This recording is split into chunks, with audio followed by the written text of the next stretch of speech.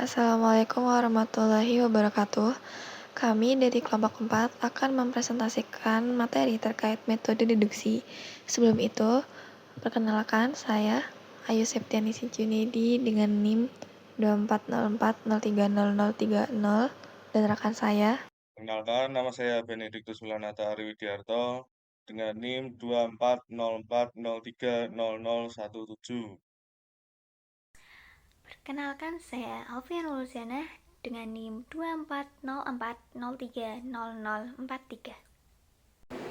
Saya Siti Nail Haya Zahwa dengan NIM 2404030018. Baik, masuk ke materi. Dilansir dari Wikipedia, metode deduksi adalah proses penalaran dari satu atau lebih pernyataan umum atau yang biasa kita sebut sebagai premis untuk mencapai kesimpulan logis tertentu. Ada beberapa jenis metode deduksi. Yang pertama, ada modus ponen.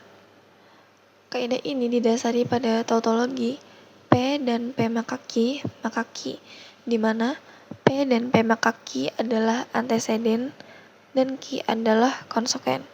Istilah anteseden atau hipotesis adalah suatu kondisi atau syarat yang diajukan, sedangkan konsekuen adalah kesimpulan yang diperoleh jika kondisi atau syarat yang diajukan terpenuhi. Kaidah modus ponen sebagai berikut. Kemudian ada contohnya, P 40 habis dibagi 2, Q 40 adalah bilangan genap, maka menurut modus ponen, jika 40 habis dibagi 2, maka 40 adalah bilangan genap. 40 habis dibagi 2, maka kesimpulannya 40 adalah bilangan genap. Selanjutnya ada modus tolen. Kaidah ini didasari pada tautologi negasi Q dan P maka Q, maka negasi P. Negasi Q dan P maka Q adalah anteseden dan negasi P adalah konsekuen. Kaidahnya seperti ini. Kemudian ada contoh soal.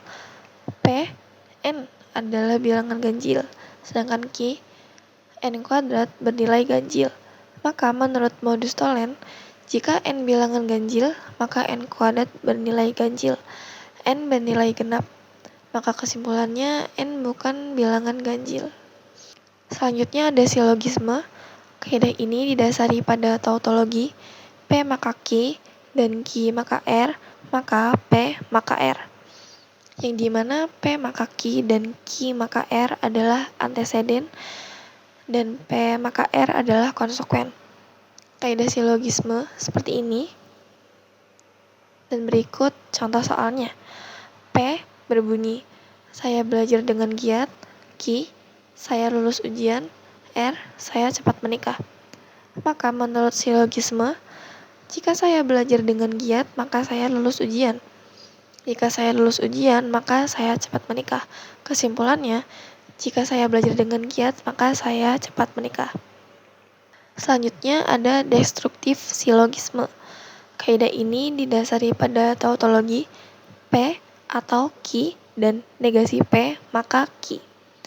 Yang dimana P atau Q dan negasi P adalah anteseden, Q adalah konsekuen. Kaidah destruktif silogisme seperti ini. Berikut contoh soalnya. P, saya belajar dengan giat. Q, saya menikah tahun depan. Maka menurut destruktif silogisme, saya belajar dengan giat atau saya menikah tahun depan. Saya tidak belajar dengan giat, maka kesimpulannya, saya menikah tahun depan. Selanjutnya ada konstruktif dilema. Kaidah ini didasari pada tautologi P maka Q dan R maka S dan P atau R maka Q atau S. Yang dimana P maka Q dan R maka S dan P atau R adalah anteseden atau hipotesis, sedang Q atau S adalah konsekuen. Kaidah konstruktif dilema sebagai berikut. Dan berikut adalah contoh soalnya. P berbunyi, saya belajar dengan giat. Q, saya lulus ujian. R, saya menambah jam belajar. S, saya mendapat nilai bagus. Maka menurut konstruktif dilema, jika saya belajar dengan giat, maka saya lulus ujian. Jika saya menambah jam belajar, maka saya mendapat nilai bagus. Saya belajar dengan giat atau menambah jam belajar. Kesimpulannya, saya lulus ujian atau mendapat nilai bagus. Selanjutnya, destruktif dilema akan dijelaskan oleh rekan saya. Baiklah, kemudian berikutnya adalah destruktif dilema. Kaidah ini didasari pada tautologi berikut. Dengan dalam kurung P maka Q dan R maka S dan negasi Q atau negasi S adalah sebagai antecedent dan negasi P atau negasi R adalah konsekuen. Kaidah destruktif dilema dapat dituliskan sebagai berikut. Kemudian contoh destruktif dilema, P. Saya belajar dengan giat, Q. Saya lulus ujian, R. Saya menambah jam belajar, S. Saya mendapat nilai bagus. Maka menurut destruktif dilema, jika saya belajar dengan giat, maka saya lulus ujian. Jika saya menambah jam belajar, maka saya mendapat nilai bagus. Saya tidak lulus ujian atau tidak mendapat nilai bagus. Maka konklusinya adalah saya tidak belajar dengan giat atau tidak menambah jam belajar. Berikutnya adalah simplifikasi. Kaidah ini didasari pada tautologi P dan Q, maka P dan Q adalah antecedent dan P adalah konsekuen. Kaidah simplifikasi yaitu premis utama P dan Q, konklusinya adalah P. Kemudian contoh simplifikasi, P sama dengan Hamis adalah mahasiswa UNES, Q sama dengan Hamis adalah mahasiswa UT. Maka menurut simplifikasi, Hamis adalah mahasiswa UNES dan mahasiswa UT.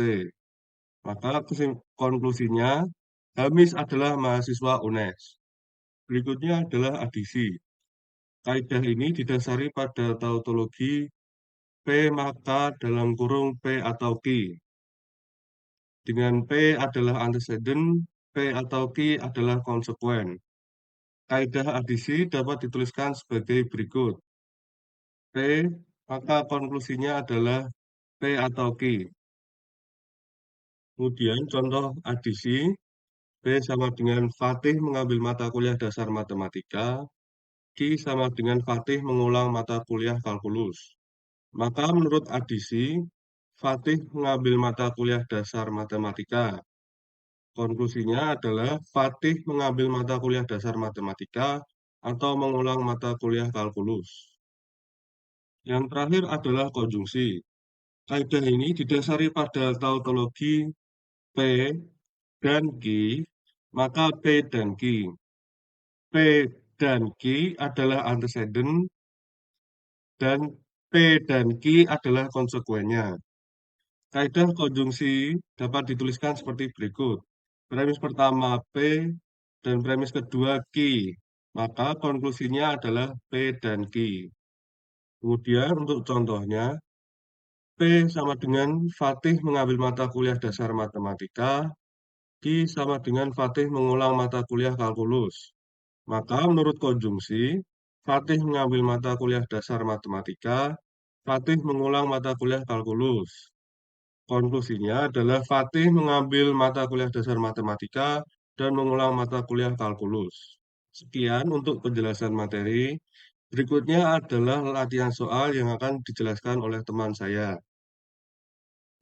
Nah, untuk soal yang pertama, jika petani memiliki pupuk organik atau mereka juga memiliki kebun sayur yang subur, maka mereka bisa panen buah-buahan.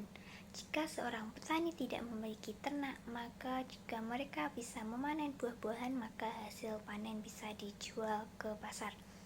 Jika seorang petani memiliki pupuk organik, maka mereka juga memelihara ternak.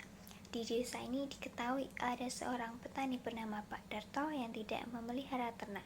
Oleh karena itu, jika Pak Darto memiliki kebun sayur, maka hasil panennya akan dijual ke pasar. Kita akan melakukan pembuktian di mana P merupakan petani memiliki pupuk organik, S merupakan petani memiliki kebun sayur, B merupakan petani panen buah-buahan, T merupakan petani memiliki ternak, dan R merupakan hasil panen dijual ke pasar. Kita memiliki beberapa premis. Yang pertama yaitu P atau dalam kurung jika S maka P. Yang kedua, jika ingkaran T maka dalam kurung jika B maka R. Yang ketiga, jika P maka T, dan yang keempat negasi T. Dengan kesimpulan akhir, jika S maka R. Untuk membuktikan argumen ini, kita perlu melakukan beberapa langkah. Yang pertama, kita akan melakukan modus tollens pada premis 3 dan 4. Jika P maka T, kita akan modus tollens dengan ingkaran T sehingga menghasilkan ingkaran P. Kemudian kita akan melakukan modus ponens pada premis 2 dan 4. Ingkaran T maka dalam kurung jika B maka R. Akan kita modus ponens dengan ingkaran T akan menghasilkan jika B maka R. Kemudian kita akan melakukan destruktif silogisme pada premis 1 dan 5. P atau dalam kurung jika S maka B, kita akan destruktif silogisme dengan ingkaran P. Kita akan menghasilkan jika S maka B. Kemudian kita akan melakukan silogisme pada premis 7 dan 6. Jika S maka B, kita akan silogisme dengan jika B maka R, akan menghasilkan jika S maka R. Nah, ini sudah sama dengan hasil akhirnya tadi, sehingga argumen ini terbukti dan valid. Soal yang selanjutnya adalah pajak dinaikkan atau jika pengeluaran naik maka plafon hutang akan naik. Jika pajak dinaikkan maka biaya pungutan pajak juga naik. Jika kenaikan pengeluaran membawakan bahwa pemerintah akan meminjam uang lebih banyak, maka jika plafon hutang dinaikkan maka bunga uang akan naik pula. Jika pajak tidak dinaikkan maka biaya pungutan pajak tidak akan naik. Jika plafon hutang dinaikkan maka pemerintah akan meminjam uang lebih banyak. Biaya pungutan pajak tidak naik. Bunga uang tidak naik atau pemerintah tidak akan meminjam uang lebih banyak.